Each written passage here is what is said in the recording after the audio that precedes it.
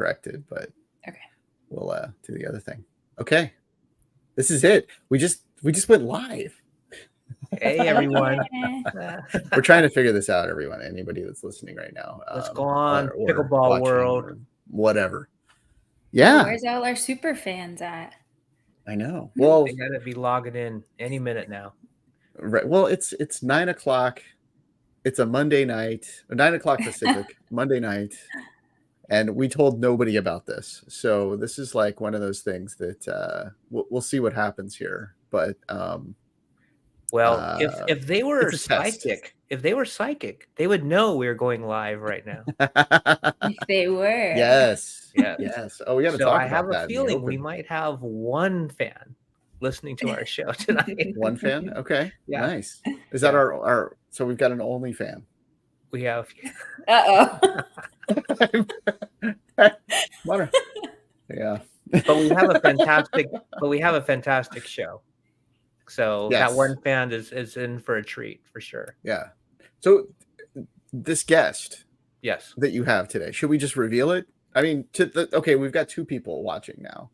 Okay. That's the live scoreboard here. So should we reveal the guest? Do you want to go ahead and do that, and then we'll act surprised during the open as if we don't know, but we schedule all this stuff out. So I'm happy to reveal the guest. We have the one, the only Lady Gibraltar, Lee Whitwell, pro pickleball player and just the coolest person out there. I mean, everybody loves Lee, so I can't wait to share our live interview with Lee Whitwell. That's cool. That's cool. She is such a neat lady, and great stories. Mm-hmm. She's nice. Funny. Nice. Okay. Well, hopefully I push the right buttons and everything goes okay. You got this. Like I said, this is all new to me. This is all new. So, we'll see.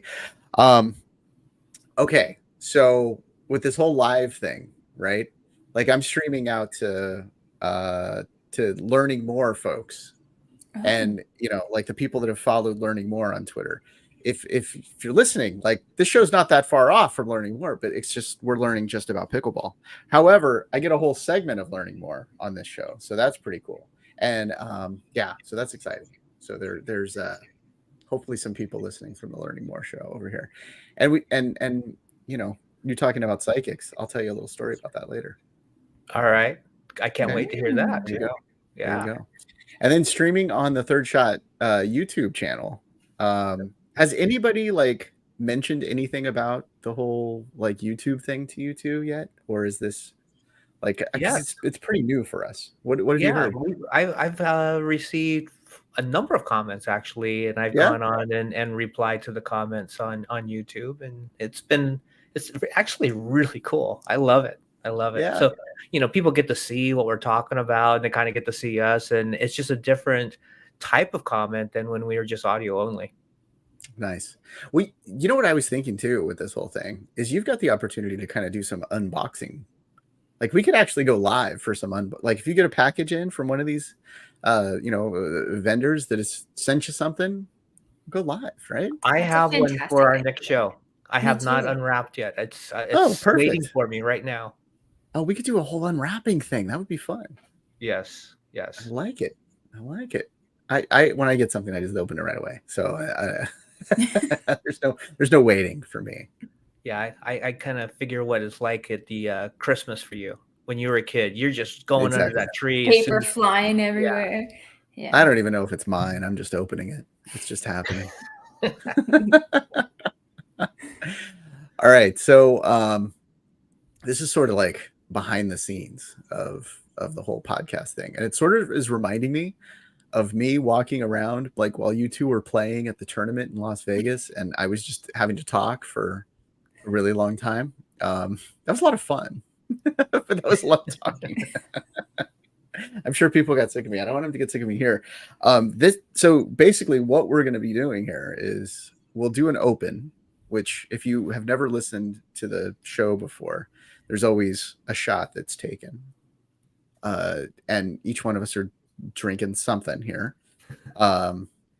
Greg, what are you going to be drinking this episode? I have some whiskey. I'm Nice. drinking whiskey this show. Okay, Bridgie. I've got my Moscow Mule in a can. Vodka Nice. Mule. Is that a Trader Joe's? It is. Yes. Okay. It's fantastic and dangerous right. because you can't really taste the vodka. Exactly. Yeah, that's yeah. And how about you, Russ? Do you have a drink Russ. ready? Yes. I'll get it ready. I've got to reach over for it. But yeah, what I've done, like I look at that. I'm all out of focus. I'll get it in a second. But we've got look at that. I'm totally out of focus now. Oh my God. This is what happens with a live thing. But I got the whole espresso thing, right? That I've mentioned, I think on this show, and I know I've mentioned it on our business show. Maybe if I turn off this light, I'll turn off that light for a second. Am I coming in focus? Maybe wow. I just drank too much already because I can't focus on you. Let's just pretend you did. Okay, here we go. How's that? I'm still out of it, I guess. All right. Well, I got the whole espresso thing, and then I decided, well, hey, why not just have a whole bar in The here? weird thing is I can see Bridgie really clearly. Yeah. Well, because I drank too. Back. Yeah. Wow. There we go. Okay. But yeah, just so bar in the office. What are you gonna do, right? Like you got to be ready for anything, especially with this show. We're the podcast version of Mad Men. Exactly. I had a boss. I worked in radio, and I had a boss that actually had that set up. Really? Like back in the 90s, yeah, mid 90s, like a whole bar in his office, and like a full, like big, legit bar with like fully stocked with everything. Yeah. Different times, huh? Very different. Very different. All right. So yeah, we're gonna do the open. Take a shot. So if you're watching for the first time ever, this would be the time to get your shot ready.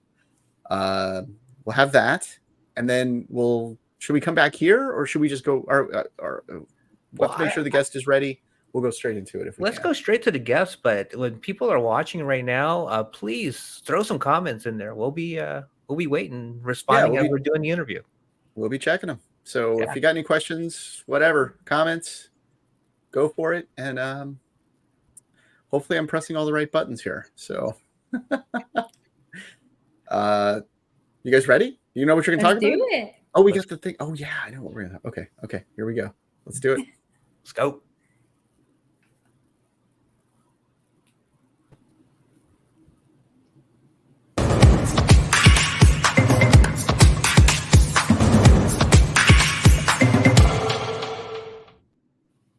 Hey everyone, thanks so much for joining us on Third Shot Podcast. We're back with another exciting episode, but before we jump into it, don't forget to subscribe to our channel on YouTube at Third Shot Podcast. We're also on Instagram and Facebook at Third Shot Podcast and Twitter at Third Shot Pod. We're just everywhere. Yeah, we are. Follow us on all of the things. Exactly. Right. We just asked you to listen to the same show 10 times on 10 different platforms. Yeah. Once you finish it on one, start it on the next. Yeah. It's a completely different show. If you listen on one versus another, there's one thing different. Listen to it in detail several times and you'll figure out what it is. And then let us know. Just do a total puzzle for people. Yeah, we got to drop little Easter eggs and stuff. Right. So it's like make it like a little Easter egg hunt, try to figure out different things, and then we'll have a prize on our website. There we go. Oh yeah. We should do a prize. Like legitimately. Right. Like a real one. Yeah. We'll work on that. All right. We should but in the do a meantime. Oh, I gotta reach my shot. I gotta go way out of frame here. I'm ready. Cheers. Cheers. Russ? Wait. Oh. Gotta pour one. Okay, now I'm ready. Here we go. Cheers. Yeah, usually, Russ, you're preparing us for the show. You're asking us, okay, you guys ready? You ready to get started? I know. There was one key element this time that we had forgotten. Your shot. I had to do some editing before this, so I had already taken it. So Oh, I just decided to Oh, refresh. pre-party. Exactly. This will be a fun show for me. So how have you guys been? I mean, I'm good. good. Yeah. What Yeah, about you, Uncle? I have been, good. I took a little vacation. I posted a picture of me playing pickleball in Maui, and that was amazing experience. Met some really cool people. Got to play with some locals, some tourists that were in town. Really good play. I mean, it was excellent play. We were thinking that it was going to be. Remember, we were talking, and it's like, I think you're going to get some really good games in there while you're away. It was I was impressed by just people from all over the country. I mean, I played against Nice. Alabama. There was some California. There was some Nevada. I met somebody from Las Vegas. A lot of people that actually lived on the island. So it was really really fun and a great experience. Hi to all the guys over in Maui. All my pickleball friends now inviting me to go back and play with them. So I can't wait. Awesome. Nice. And did you tell them Nice. about our podcast? Oh, you betcha. I told them about our podcast, and they're going, "Oh, so tell me about the podcast, right?" And I was like, "Yeah, we do these shots," and they go, "Oh, Now they're really going to listen. now we like it. We'll listen to the show now." That's Nice. funny. Well, I have some exciting news. Well, not really news, but I've got a little story about our podcast. Okay. So I did something outside of the ordinary, and I went to go see a psychic. Oh. Yes, Okay. and not for the Nice. purpose to ask them about our podcast, but it did come up. And I Just- want to tell you guys what the news was. Wait a second. Just randomly, the psychic brought up the podcast. Yes, more or less. And I didn't say Wow. anything about it. Okay. I didn't go in there with my Third Shot podcast stickers on me, nothing as far as that. So I don't think she had any idea. Okay. So I went in, and the first thing that she did, she had like these 3 little dice, and is it die? Dice. If I it's think if if it's there's plural. I always get it mixed up. So there was Yeah, 3 so of do I. them, and they had astrological signs on them. And so she says, "Tell me about Bridget," and like rolls them out onto the table. And she's looking at it, and then she says, "So what is it that you do for work?" And I was explaining to her that I work at UNLV in recreation. And she was like, I don't think that's it, because what I'm picking up on is relationships, but not like a single person relationship, but relationships, like building relationships. And then I was thinking, like, well, what else could she be thinking about? And I said, oh, well, I also do a podcast, which is like kind of like work, because, we schedule stuff. It takes up, a good portion of our time doing the recordings and everything else. And she said, that's it. And I said, what do you mean?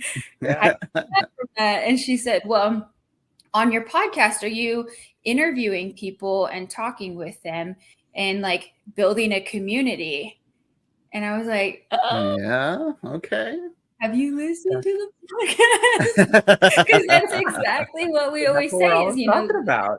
we're doing this Wow. to build community. And she said, yes. And then also what I was seeing was that there's like tech involved, which would explain like the recording piece of it. And I couldn't believe it. That's pretty cool. That is really cool. Wow. So Okay. what did she say then- about the podcast? Is that a positive future? What was she saying? Yeah. So then after that happened, she was talking about some other stuff. And then she said, well, what else would you like to know? And I said, well, can you tell me more about our podcast and kind of what it looks like in the future for us? So then she does the tarot cards, and spreads them all out. Don't And tell then- me the death card.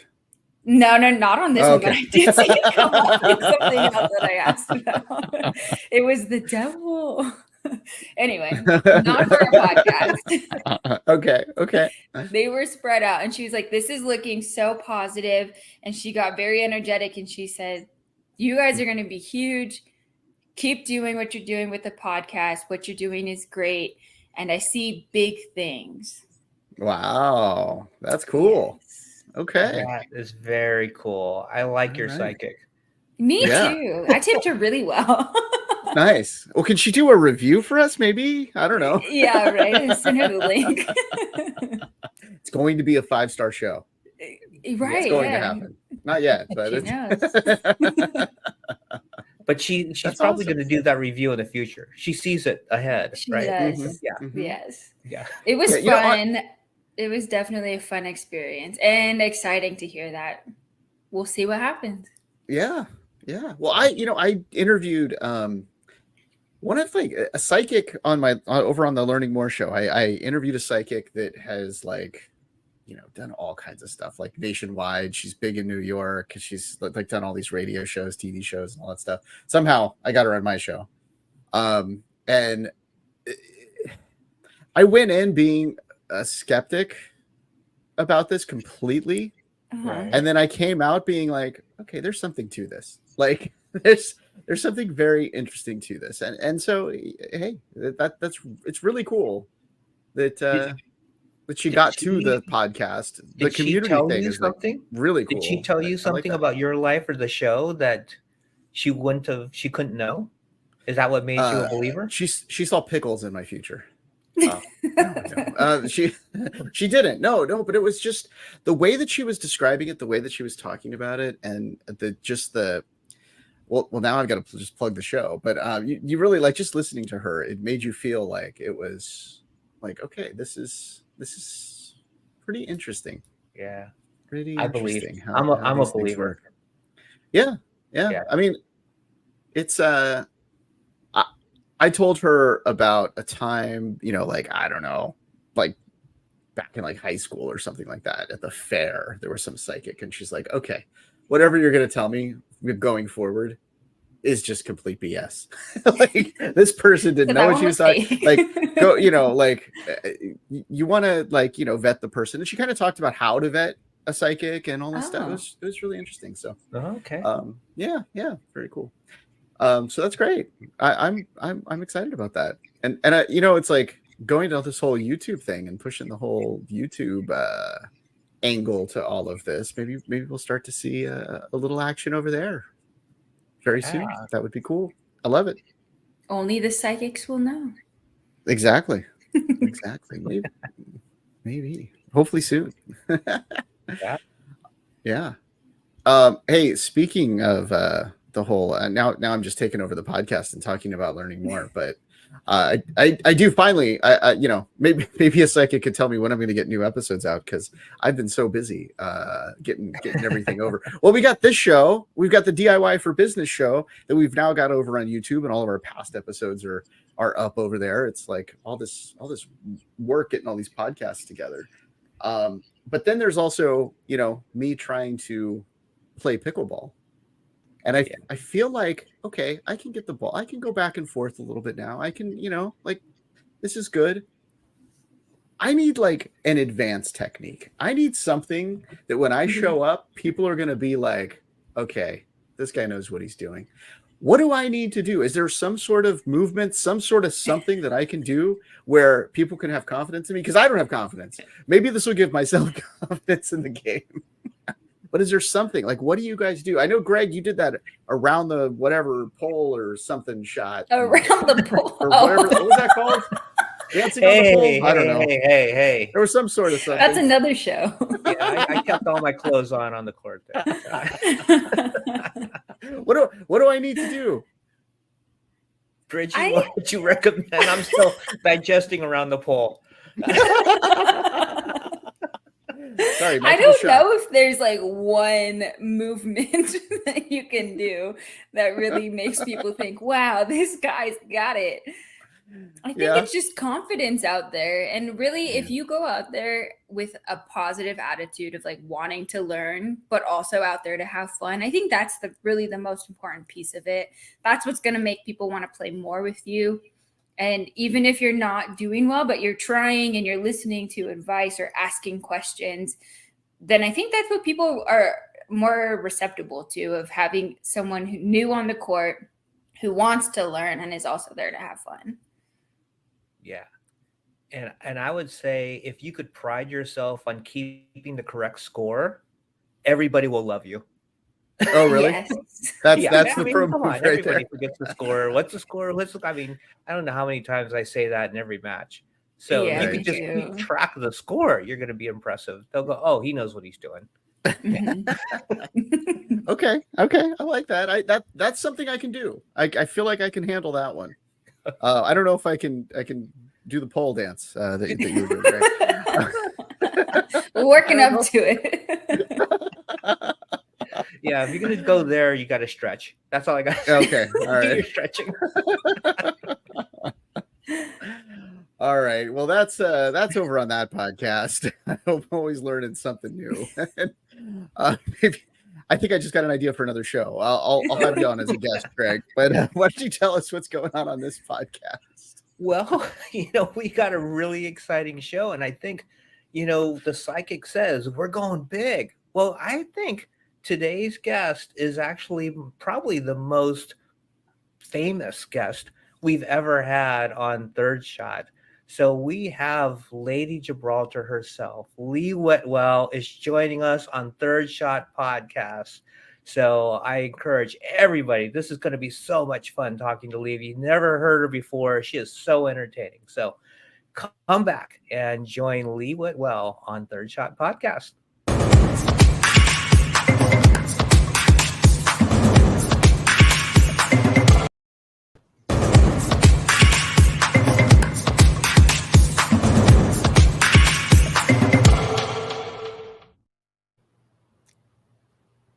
Please check us out on YouTube, Instagram, and Facebook at Third Shot Podcast, or on Twitter at Third Hey, Shot Greg, Pod. your volume was completely dead at the beginning of that. So let's Start again.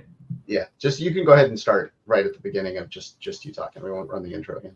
Sorry. Okay. Ready? Welcome back to Third Shot. Please check us out on YouTube, Instagram, and Facebook at Third Shot Podcast, or on Twitter. Search us at Third Shot Pod. Bridgie and I are stoked. You can't believe how excited we are to have the one and only Lady Gibraltar, Lee Whitwell, here with us today on Third Shot. Lee, welcome to the show.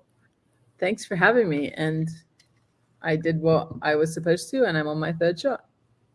Oh, she's beating us. Well, we better catch We up gotta then. catch up. I supersized it because I wasn't sure what etiquette was. So I was like, let's just go big or go home.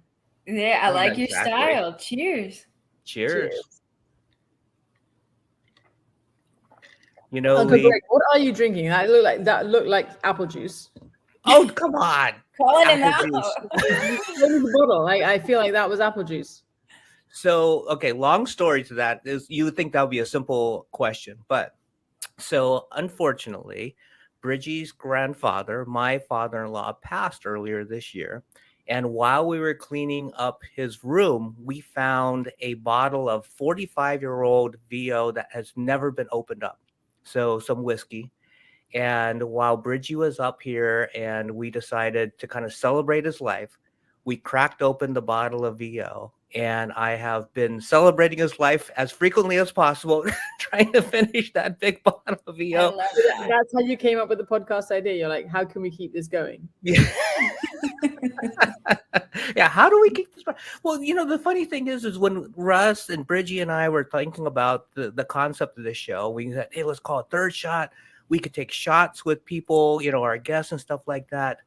It would never be in my wildest dreams that I would be doing shots with Lady Gibraltar. I mean, This is like bucket list type of stuff right now, like totally surreal. I can't believe it. So thank you for coming on the show with us. Well, thank you for having low standards and having me on. Yeah. Well, so the legend has it, Lee, that it did take alcohol to actually get you to start playing pickleball. Is there any truth to the story? I wish I could tell you that was the absolute lie, but it's not. I was asked to play in an event. My friend Lisa asked me to play in a tournament, and I said yes. And she said, by the way, it's not tennis. I'm like, why are you asking me to play? And she's like, it'd be fun. I'm like, what are you asking me to play? She's like, pickleball. I'm like, oh, I'm not playing. Like, why would I play a sport my dead grandma could play? Like, bottom line. And she's like, it's going to be fun. And she just goes on and on and on about how much fun it's going to be and all this. I'm like, I'm not interested. Like, all my fault because I had sadly believed everything I'd ever heard and read about the sport, that it was for old people, like hospice, people in retirement homes are playing this sport. So why would I want to play it? And then she goes, I'll buy you a case of beer. I'm like, well, why didn't you start with that? And we could have like stopped the argument and I could have found out for myself how fun this sport is a lot sooner. Yeah, it was a case of beer that got me into the sport, and I haven't looked back since, and I'm forever thankful to her. And I will always, always, always give it on to her because she changed my life. Nice. That is such a fun story. Do you remember what type of beer that it was? Yeah, it was, and they still refuse to sponsor me. So I don't know if I can. Yeah, don't say it on. No. Don't say it. Don't give them credit. Any brewery that wants to sponsor me, I'm open to like putting your beer into my story. But it was breakfast. It was a breakfast blend of beer. Let me just put it that way. Okay. Gotcha. It's kind of beer that you get pulled over. You're like, listen, I've drank 12. They're like, oh, you're fine. Nobody's getting arrested for this beer. No, no one. They're like, oh, I get it. Yeah, you keep going. No, maybe That's up on the gas. So you mentioned playing tennis before. What was your other sports background before getting hooked on pickleball? So I played tennis in the late 1900s. So like last century, I was I played college tennis, college volleyball, played pro tennis, and then actually played pro beach tennis. And then, yeah, I know this is a lot of fun. I kind of want to research my beach tennis career somehow. Wow. Hopefully in the senior division. But yeah, no, it's, it came from a heavy tennis purist, which was why I had such a vehement, like, very opposed to pickleball, because from what you hear, and, started playing pickleball and realized that there's a lot of crossover. And for as many similarities, there are just as many differences, and really embracing those differences to understand the game and the nuances of the game. And, I was the one who always said, people ask me, how do you describe pickleball? And I'm like, well, tennis, badminton, and table tennis went out for a night on the town. And someone slept with someone and someone had a baby and no one knows who the father is, and that's pickleball. And you throw in a case of beer in the third shot, and you got pickleball, right? That's absolutely. And here we are. And it's like, it's been such a wild ride, and I'm so thankful for Lisa for introducing me to pickleball. And I would never, ever in my wildest dreams have imagined that, the last 5-6 years have taken me to where I am now, and here we are. Yeah. I mean, talking pickleball. It's so weird that, when Bridgie and I started playing pickleball, it was really the community aspect of the game, and all the people getting together, making new friends. That's what really attracted us. Obviously the podcast has been a blast. We play a couple of tournaments, but we're nowhere near the level of pro. It's more of the community that got us addicted to the game. What really got you going and wanted for you to want to grow within the game? It's I may have a different opinion than most of the pros out there. It's like, don't get me wrong, I love playing pro. I love competing. I love, if you would have told me I would have a second professional career, a third professional career in sports in my mid-40s, I'd be like, you're kidding. But I came into it at the right time. So I'm thankful for that. But what keeps me coming back is that social fabric that's being woven in communities. For me, it's a one sport that's transcended all boundaries, whether it's white collar, blue collar, age, race, religion, you name it, political divide, whatever. You go out on the court, you don't know who's playing next to you, and you don't know who across from you or on the court beside you. And it's this social fabric that's being woven of community. And it's like, I'm sorry, I'm going to put my psychology hat on for a minute, because this is what keeps me coming back to pickleball. It's two things. One, if you look at Maslow's hierarchy of needs and wants, right? The ultimate feeling is the feeling of belonging. As human beings, we want to belong. We want to feel needed. We want to feel a part of something. Pickleball has created that, right? Like, you go there and you're automatically part of a community. You're part of a social construct that you never thought you could be a part of, no matter your age, your ability, or anything to play, right? And second of all, what is the one thing that, first, as adults, we forget it's so hard to make friends as adults. Typically, your workmates are Mm. your friends, and all your coworkers are your friends, and all that. And it's really hard to make friends. But even further than that, you take it. You're like, what is if you look at society and all the norms that are and the constructs that are placed on us? You got to go to school, you go to college. You go to college, you graduate, you either go get a master's or you go get a job, and you're going to get married, and you're going to have 2.4 kids, and you're going to have a white picket fence, and you're going to have a dog and a half, and X, Y, Z, right? And that goes on. And as you go through these landmarks of adulthood, for whatever we want to call them, what do? We forget how to play. And what has pickleball done?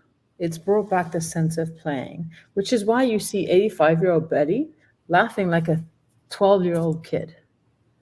And that is so heartwarming and so great to see. And for me, long story short, that is what keeps me coming back to pickleball, is because it's brought back the sense of play into communities and into adulthood, which we've lost. Yes, snaps. I absolutely love that. And I think, Yeah. that's why we're doing the podcast, and what's kept us around too is that social aspect, the community aspect of it. And we're adults and we still get to play and make friends along the way. Exactly. And it's like, and different levels can play with different levels. Like my partner plays pickleball. She's like a 4-4-0, and I'll play with a 5-0 plus group or whatever, and we'll go play. And then we'll all go to happy hour together. And we have we have a 20 top table of every demographic and level and everything mixed into one, just hanging out. Yeah. And that is special. And Yeah, it really is. I don't want to lose that. That to me is what keeps me coming back day in, day out. And I got to tell you a quick story that just happened to me a couple of weeks ago. I was playing in a tournament against a gentleman that was probably early 80s, right? And after our match, we were kind of catching up, and he found out that I grew up in his hometown where he grew up.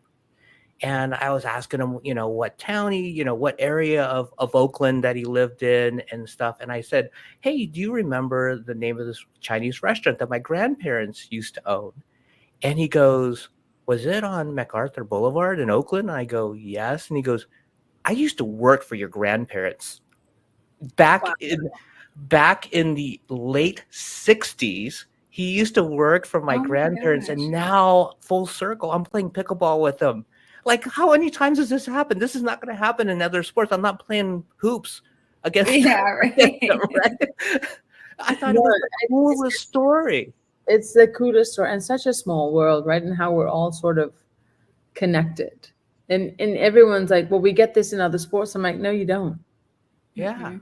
You don't. It's like this different, it's you don't have a sport. Name another sport where you could have different levels participate, of like different levels of play, different levels of ability, of like able, disabled. It doesn't matter. That you can go out there, you can always work on something. You can always have, so long as you have perspective, right? Like if you're a 5-0 playing against 3-5s and your goal is to kill them, well, then you're Right. you're the douche canoe on the court. You go in there with like, I'm just going to work on my soft game. I'm going to work on certain things. I'm just going to make it fun for them. Right. You can have a really fun experience and make connections that you would not have the opportunity to make otherwise. And that's priceless. And It really I was. see that It really change. was. So Like cool. that is such a cool story. Like that's Yeah. like a full circle moment of. Yeah, it's one of those chills moments, right? When it was happening, I was like, "Whoa, this is so cool! I wish I could talk to my grandfather right now." Right? But he's looking down, and he's appreciating. Goes, "Oh yeah, I remember him. I told him to stop Inspired smoking. him. I told him to stop smoking when around the food. That's what he told him."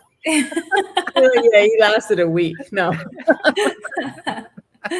That's funny. So this, specialness of pickleball and its ability to bring people together, do you think that that's why it's gained so much popularity so fast, or are there other things going on that we can attribute to this really quick increase in popularity of the game? I mean, I think that for whatever reason, I mean, I think COVID was a blessing in disguise for all of us. Yeah. It was pickleball was the things family could do together. It got people away from being here, to actually having conversation and interacting with their own relatives. And you saw pop-up courts in neighborhoods where they would go out and play together. So I think that helped, for all that COVID was, the positive that came out of it was that you had communities kind of building these little pop-up communities everywhere of pickleball that they could do.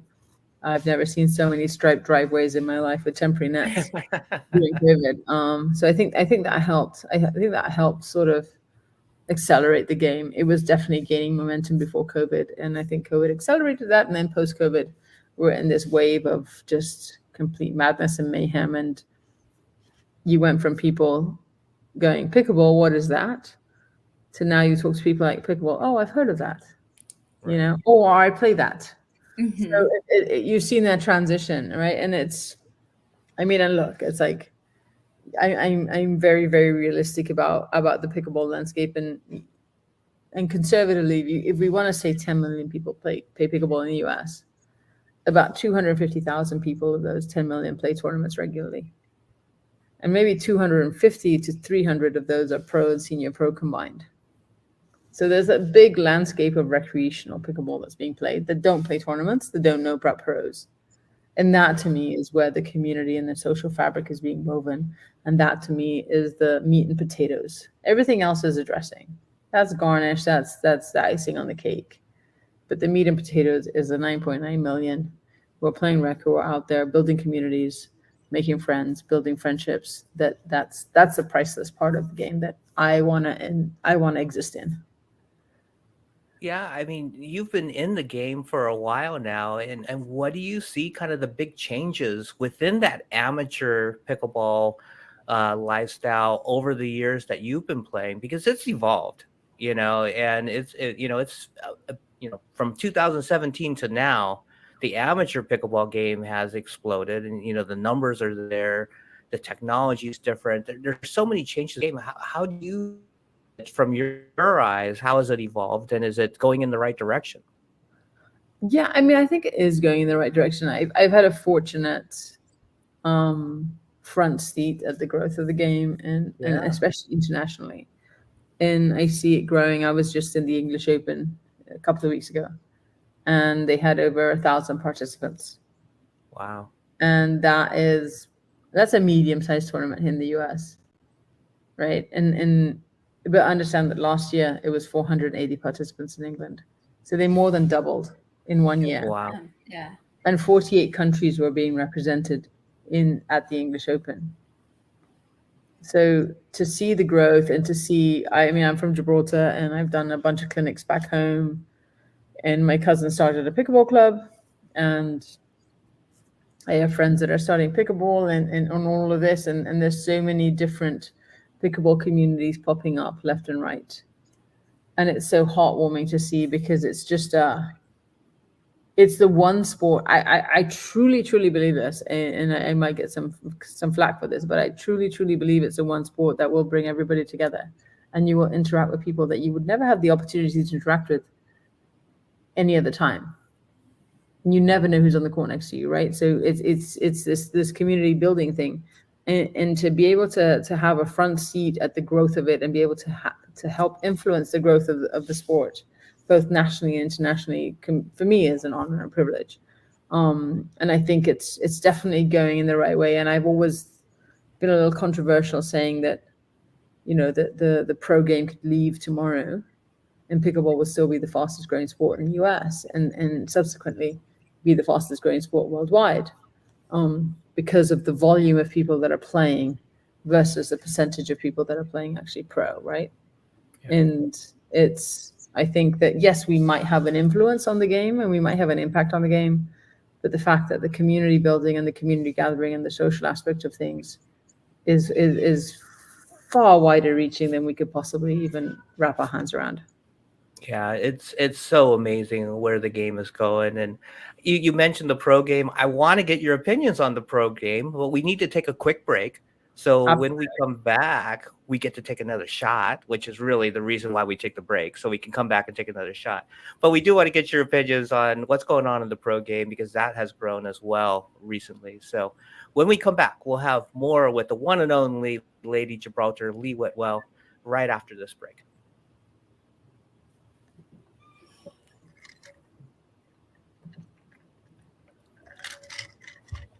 Hey, buddy, come here. Welcome back, everyone. This is Third Shot Podcast, and we are joined by the Lee Whitwell, also known as Lady Gibraltar, and her beautiful cat has joined us for the third segment. Absolutely. This is Brody, who's not very happy with me at the moment. Very needy of me. So he's been yelling at me for a while. He wanted to join in and say hi. Well, hi. Are we Special guest. Are we feeling good about it? Are you ready to take a shot with us? Absolutely. We have a cat. Brody He's too. always ready. He's always ready. I drink up. Cheers. Drink up. To more apple juice, also known as whiskey. Absolutely.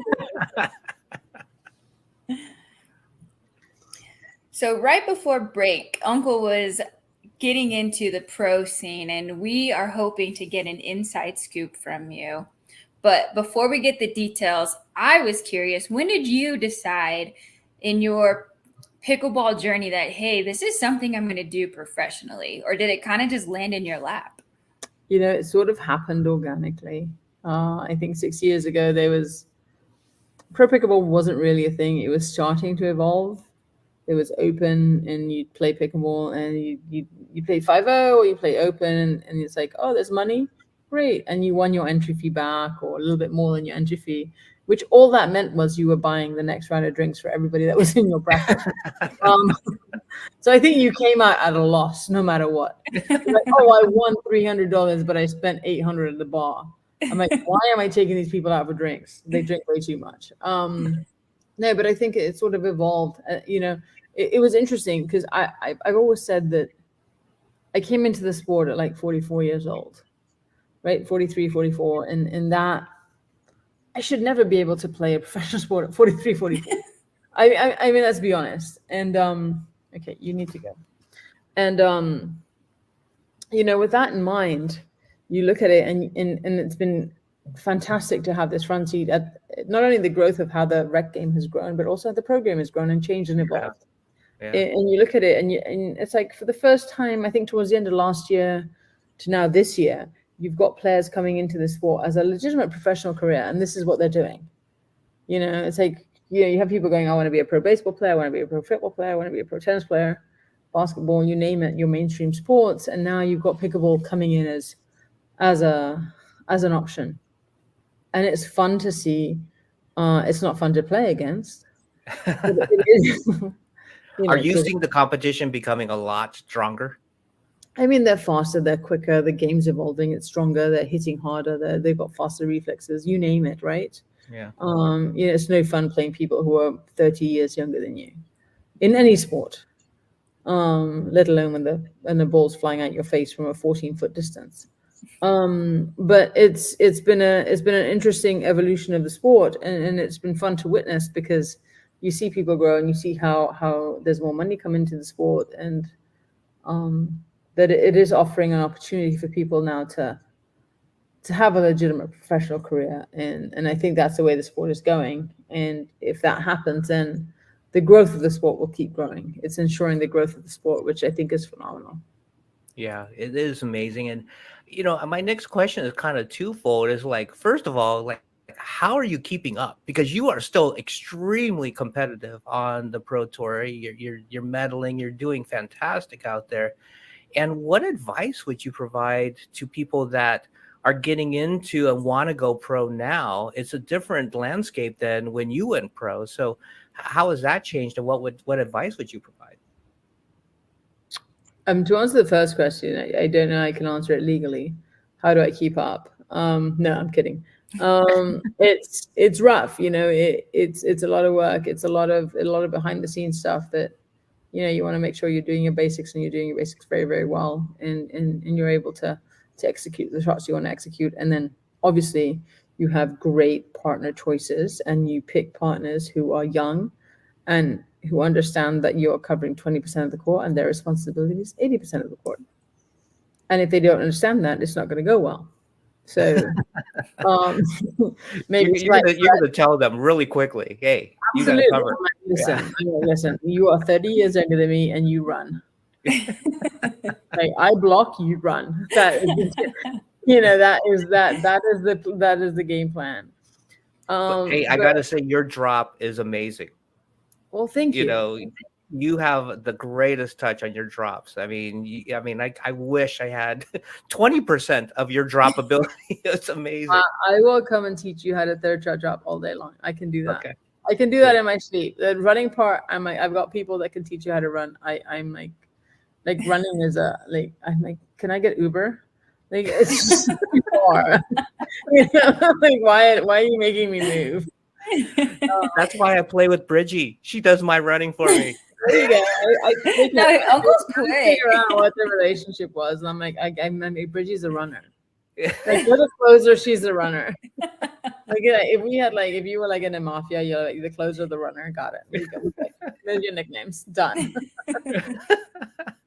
But no, it's no. I mean, I joke, but I don't joke. I mean, it's very tongue in cheek. But my partners do know that my goal is to set them up, and they have to outperform, because if they don't put the ball that I think they should put away, and the rally keeps on going, I'm like, why are we still playing this? Like, now I'm having to move. And that's that's socially unacceptable, right? And what advice would you provide, the up and comers that want to go pro now? It's like, I'm all for perspective. It's like any sport. As do you have the ability of having that upswing? And I look at players, and I'm fortunate in a way of I can read players and I can see their upswing, and there are players right now who are playing that it's like, great, I'm glad you're playing, and I'm glad you're playing pro, but this is not a career for you. This is a stepping stone, and use it as a career stepping stone the right way. And we're gonna get to the point where the top 2-3% are the ones that are going to evolve into the pro game, and the others it's a stepping stone for their career, and that's got to be okay. Yeah, I think pickleball is still new, and it's still exciting and sexy, and people have an opportunity to make their mark, and I encourage them to, but also have a time frame and a realistic window where, like, I'm giving myself this much, because we are at the growth of the sport. We're nowhere near the established level of the sport at the pro level, right? It's like if you're playing pro tennis, think about it. You're trying to qualify for a tournament. There's like 3,000 other people who have your same ranking or within 0.1 of your ranking who are trying to qualify for that same spot. We're not there in pickleball. So it's easy. Like, somebody could say, oh, you're like top 20 in the world. That's great. I'm like, yeah, but there's 50 of us. Like, it's not like, just leave that part off. You know what I'm saying? It's like perspective. It's like, there's not 20,000 people of us. There's 50 of us. Like, when you get into the masses, obviously the ratios in between talent get smaller and smaller, and that bridge gets smaller and smaller, and everyone's fighting for the next spot. So right now there's a window, but the more that the sport evolves, and the more the pro part of the game grows, the more people are going to be in the game, the harder it's going to be to break into. And that's the evolution of any sport. And we're fortunate to be having a front seat at the evolution of the sport, not at the establishment of the sport. Yeah, we're getting there. Yeah, we definitely are. And it's going to look so different in 10 years. I'm telling you, the best pickleball player is 8 years old right now. Well, I am very far from being pro, nor have I ever thought about going pro. But I have always thought, what the heck goes through a professional's mind while they're playing with a crowd cheering for them? Are you thinking about the game? Are there distractions that you have to block out? What's going through your mind when you play? Not much. That's refreshing. That's what goes through my mind. A lot of it is like, when you've done the work, it's like, we all know how to dink, we know how to drive, we know how to third shot drop. And it's like, when you've done the work, you can trust that you know the work and you trust the process. And it's when you haven't done the work is when self-doubt, and you hear extraneous noises coming in from the crowd, and you hear the oohs, the ahs of the rally. But when you're in the zone, you don't really hear it.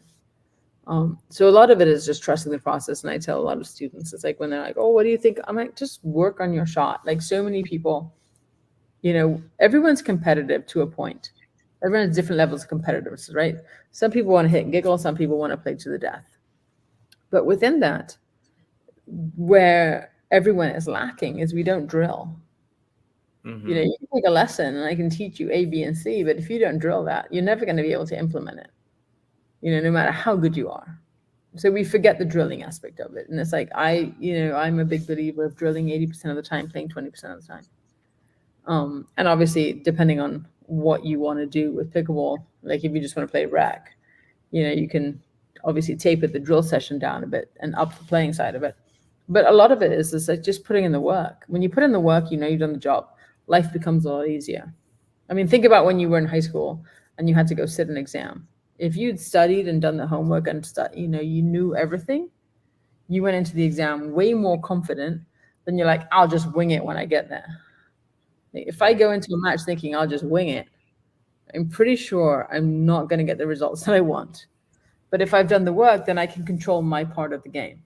If my partner's done the work, he or she can control their part of the game. And together, if we've both done the work, now we're a force to be reckoned with. It's like anything. It's like just do your homework. Makes sense. Bridgie? I'll I do don't my drill. homework. I'm sorry. Okay. I need to do my homework too. But we all do. What's that? We all do. Yeah, we do. And that's how you kind of keep up with the competition and hopefully surpass some of it. One of the things that I think is absolutely kind of mind blowing about professional pickleball right now is we got some major powerhouses that kind of are running the different organizations within pickleball. They don't necessarily all agree on some rules or different things about the game. If I could make you the commissioner of professional pickleball, and there's just one organization, what would you change about the game? When is this airing? Very soon. I honestly, if you made me the commissioner, I would have to go to an umbrella ruling of we're using this ball, we're using these rules. These are the rules of the game. This is the scoring we're going to use, and this is the ball we're going to use. Like we've got to come together on everything, and unify the sport in that way. It's like unfortunately I feel like the sport grew too fast, too quick. And we have now tours that have the best interest of each player in mind, but sadly are competing against each other, and it's this tug of war.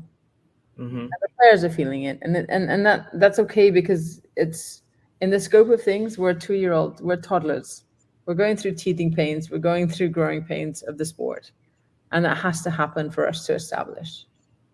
I would like to get to established a lot quicker, because then we can really flourish and grow.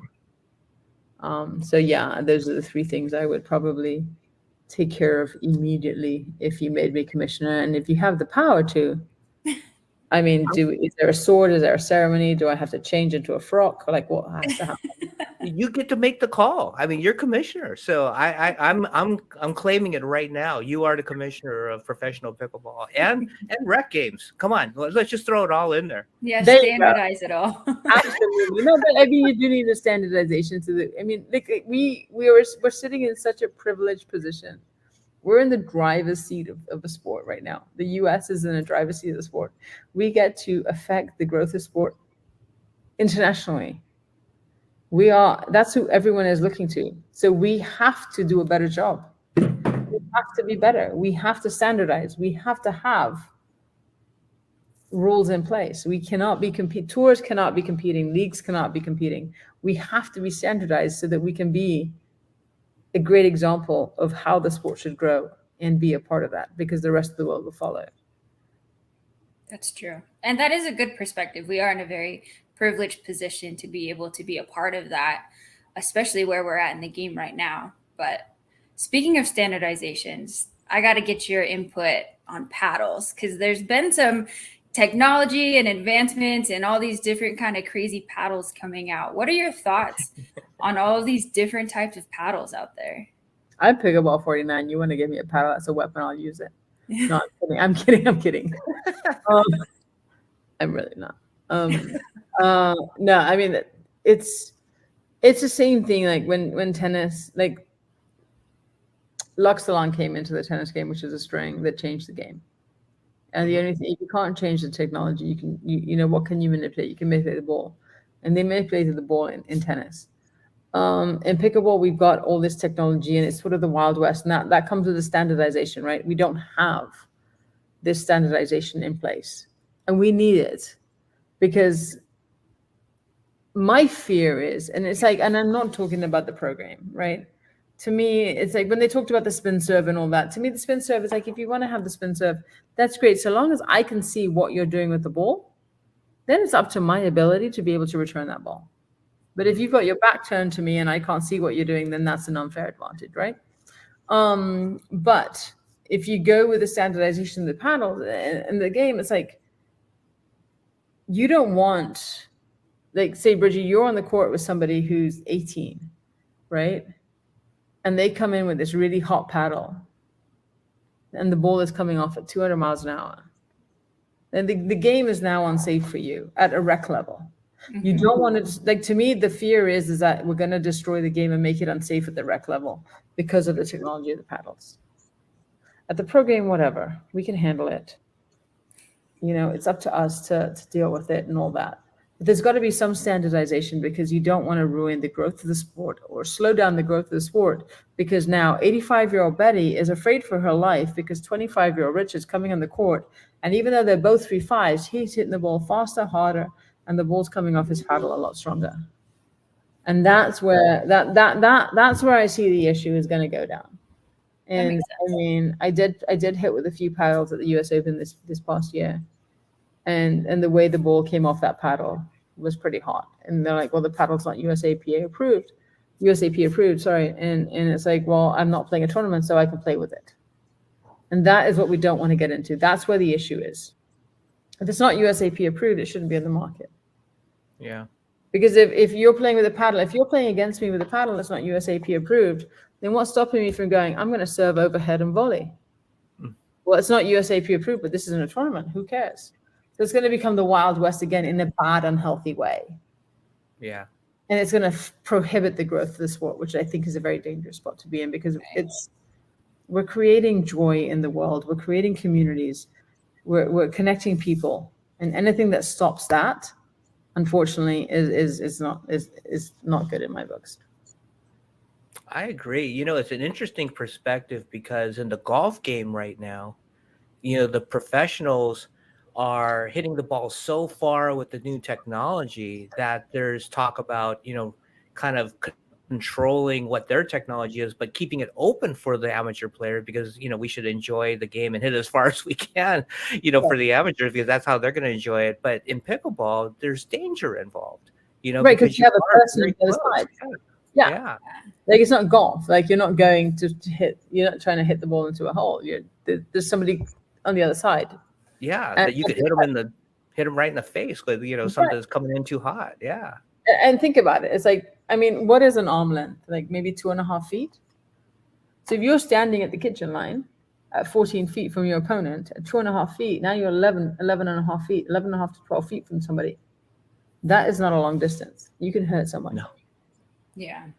Yeah. No, I've been hit many times. We all have. And we can say that it's our fault because our paddle was down. But my fear is in the rec game is like, I don't want the speed of the ball to be greater than the person's ability to the person's reflexability. Like, if my speed is better than your reflexes, that's a problem in the rec game. Because now, no matter what, you cannot keep up. Right. And that is dangerous. Yeah. Yeah. Well, thank you for sharing your perspective on that, because that's interesting. And that's something that I feel like a lot of players, especially rec players, don't even think about. They just want, the latest, hottest paddle out there, but we don't think about the repercussions of what that's doing. So thank you for sharing that. What's next for you in your career journey? Oh my goodness, I have no idea. Like, I'm just happy to be part of this ride and to have a front seat at everything. Well, now that you've been on Third Shot, you've hit the pinnacle, right? I mean, I don't even know. Yeah. I feel like I should announce my retirement now. I'm like, I'm officially retiring from pickleball. So 2024, where I can be a senior and play senior pro. I could make that announcement right now. All right. I mean, it's just I don't know what's next after Third Shot, honestly. Commissioner, I thought we'd I'm established this. I mean, there's no. I'm thankful. I never would have thought that I would be in pickleball. Honestly, Case of Beer got me into pickleball, and it's been such a fun ride. And I'm as much as I enjoy playing, what keeps me coming back is growing the sport. So I think I'll always be involved in pickleball, whether my pro career takes me, whether it's playing senior pro next year or staying in more in the coaching consulting scene. I have no idea, but being able to have a front seat and influence the growth of the sport is such a privilege, and it's not something I take lightly. So I'd like to continue that role of ambassador, if you will, and a pioneer for the sport, because it's brought me so much joy and it's helped me through so much. And I see how it helps people every day overcome so many things. Like, I hear stories every day of how pickleball, like, people saved my life. Pickleball did this, pickleball did that for me. And that's something those are the stories that we need to latch onto and hold on to, because that's where the real magic is happening.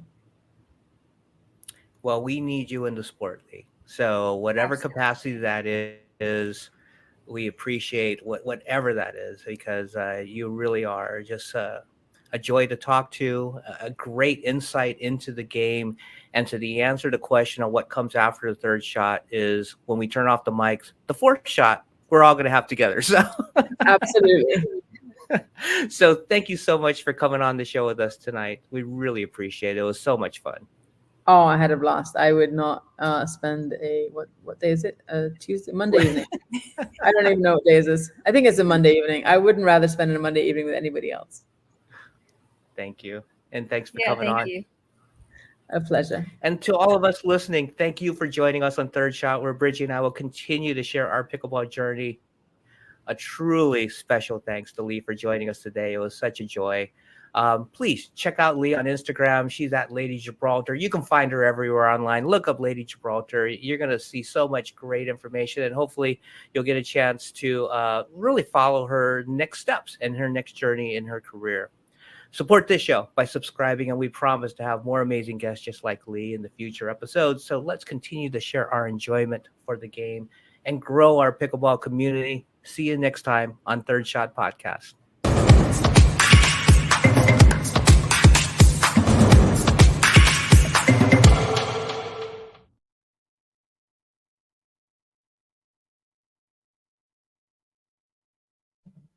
Think you guys did it. We could have had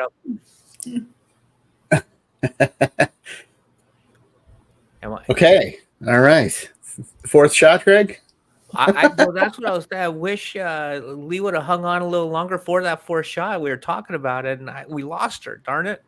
I know. Jeez, that was not my fault. I did not do that. Blame the time zones. It's tough. Yeah. Being across the country. Yeah. Because we're having the after party right now. We wanted Lee to join us for the after party. Darn it. Right. Exactly. We'll have her back. Right. Yeah, she was awesome. Oh. It's funny, like, I'm just like sitting here pushing buttons during these interviews, but laughing out loud a few times in her. She was funny. She had a couple of good ones in there. A couple of. I want to know what when you asked her what does she do to stay ready, and she said, "Well, legally." That was awesome. What do you think she meant, Russ? I don't know. Could be anything, but the other thing, I think it's breakfast beer, because she mentioned breakfast beer. Yeah. That was the other thing that stood out there. Like, that's I've never had breakfast beer. You I guys had can't say that I beer for have breakfast? ever had beer for breakfast either. Yeah. Maybe a syrup flavored IPA? Or is it just when you drink it? I think that's what it is. I think so. I think so. Well, they do have like the daytime IPAs that are a little less, whatever, like 3% or something like that. So Maybe it's something like that. I have no knowledge on beer, but she was definitely a fun guest to have on. yes. Well, Yes, I she thought it was. was like maybe a European thing. And since Rush, you were over in Italy, they didn't do breakfast beer in Europe. I was not impressed with the beer over in Italy. There was one that I had that was good, but it's like it's a wine country, like it's all about the wine. And we had these what are they called? Spritz or something like Oh, that. I right. don't know. Yeah. Like amazing. So over here, the big Italian beer is Peroni. Right. Do they have Peroni in Italy? They do. They do. Okay. You know what they don't have in Italy is Italian sodas. Oh, Yeah, my daughter, we go and I was, getting espressos at all these different places, and I go into this cafe and order an espresso, and she's like, what I haven't had in Italy is an Italian soda. And I go, oh, okay. I go, and can I ask for an Italian soda, or do I say soda? Like, what do I? And I try to explain it. I try to ask for it. They had no clue. No idea. What about gelato? Oh my God. The gelato was amazing. We had gelato just about every day. I think there was one day that we missed, but there was another day where we had it twice. So made up for it. But, made up for it. Yeah, you have to. It was amazing. The gelato place that we went to in Milan, like it's in this little place in downtown Milan. That was just like you walk in, it's like a candy store and a gelato place. Just amazing. They had like, I don't know, like 12 different flavors or something like that. And you ask for, I'll take I'll take this. They go, okay, well, what else? Like, oh, well, I'll try that one. And they go, okay, well, what else? And I go, okay, well, that one. And it's 3 scoops on this cone that's like massive of gelato. And yeah, just amazing. That reminds me, on our DIY show, we interviewed the owner of the Taffy Company out in, where was it? Oh, in right. Florida, right? Daytona Beach. Yeah. And they also have their own homemade ice cream in the taffy shop as well. So not only do they make their own taffy and like amazing taffy, they sent us a box and it didn't last long. And I went through that. But they also make their own ice cream, and it's like this is what it sounds like in Italy, the gelato shop.